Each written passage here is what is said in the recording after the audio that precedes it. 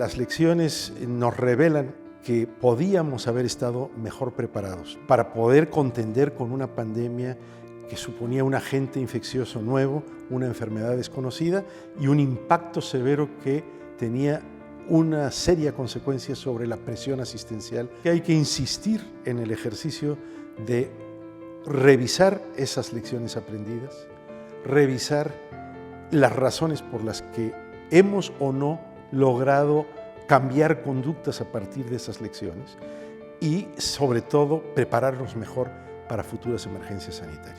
De cara a una posible nueva emergencia sanitaria, si hubiera que declarar pues, un estado de alarma, un estado de excepción, pues parece que la legislación sanitaria no está preparada, podríamos decir. Un plan pandémico fundamentalmente tiene que saber construir los escenarios de los riesgos. Se saturan los servicios de salud, no se dan abasto las unidades de cuidados intensivos, el que no tenemos medicamentos, y entonces construir planes de contingencia, hacer simulaciones, hacer toda la formación de los recursos humanos y la organización de la capacidad de movilizarlos en 24 horas. Todo esto no es ciencia ficción, esto existe. Nuestra legislación, antes de la pandemia de la COVID-19, podíamos pensar que era obsoleta, pero podía estar preparada. La COVID-19 nos ha demostrado que se ha podido hacer pues buenamente lo que se ha considerado necesario, pero han llegado sucesivas sentencias del Tribunal Constitucional que han estado declarando y sentenciando que las decisiones que se estaban tomando no tenían el soporte jurídico específico. Sería necesaria una legislación nacional clara que sirva también como marco y como paraguas para que también la ciudadanía pueda ver cierta uniformidad. Tenemos que revisar el compromiso de los países, el compromiso no únicamente financiero, sino por ejemplo de acatar disposiciones, de hacer caso a las recomendaciones, de comportarse no a su aire, sino según lo establecen las recomendaciones en función de una serie de marcos de referencia como el Reglamento Sanitario Internacional. La OMS no es únicamente un secretariado que está en Ginebra y que está en 6 oficinas regionales y que tiene 5.000 personas en el mundo, que no es nada, menos que cualquier transnacional.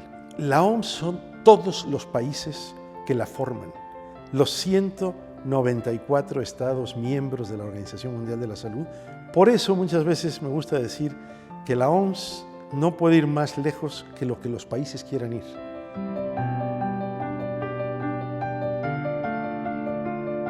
En el caso, por ejemplo, de la COVID-19, los dos bienes jurídicos que el Tribunal Constitucional y también el Gobierno en sus reales decretos emitía o declaraba como protegidos era la vida y la salud. En este caso yo creo que la COVID-19 lo que además parecía como indiscutible es que se contagiaba por el contacto. Claro, ahí el Gobierno, el poder público, lo único que podía hacer era limitar ese contacto. El derecho a la libertad de circulación fue el primer derecho que se limitó.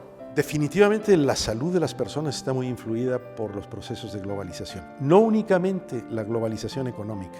Hay una globalización, por ejemplo, de carácter humano en las migraciones. Hay una globalización en la información. Hay una globalización en valores sociales e imágenes públicas. Y como consecuencia tenemos que entender que los procesos de globalización influyen determinantemente sobre la salud y que podemos corregir y debemos corregir algunos de sus impactos negativos. Y aquí ha habido un debate doctrinal, que yo creo que es lo que la ciudadanía no ha llegado a comprender, que es por lo que el Tribunal Constitucional lo ha declarado inconstitucionales, esos estados de alarma, porque entendía que no se limitaba, sino que se suspendía el derecho. El equilibrio ahora mismo tendría que buscarse desde una reforma de la legislación y que jurídicamente tuviera el poder público ese equilibrio al menos asegurado previamente a que una posible emergencia sanitaria nos pudiera volver a reclamar un uso de ese derecho de excepción.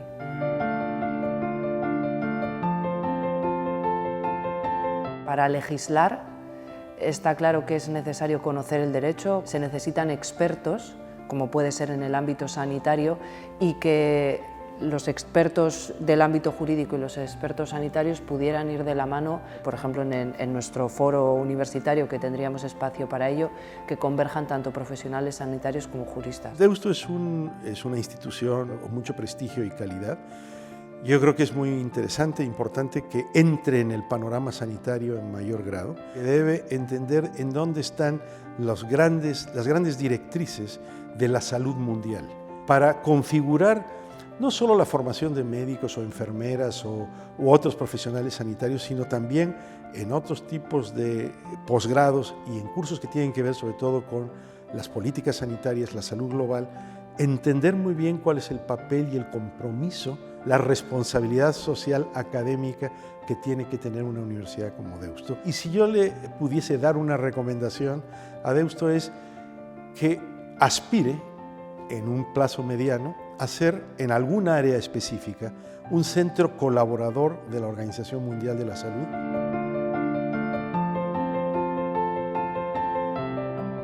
A veces son más difíciles de superar los impactos sociales y los impactos psicológicos, el efecto sobre la salud mental, la psicología individual y colectiva que a veces desarrolla fatiga ante una pandemia o cansancio ante las medidas públicas que hay que tomar en una emergencia sanitaria. A veces es muy difícil combatir también el negacionismo, por ejemplo, con relación a las vacunas. El valor que tiene la evidencia científica, con un valor social solidario y el papel que en esto puede jugar la comunicación es muy importante. Los informadores sanitarios, como cualquier informador, yo creo que lo que tienen que sujetarse a que la información que emiten sea veraz.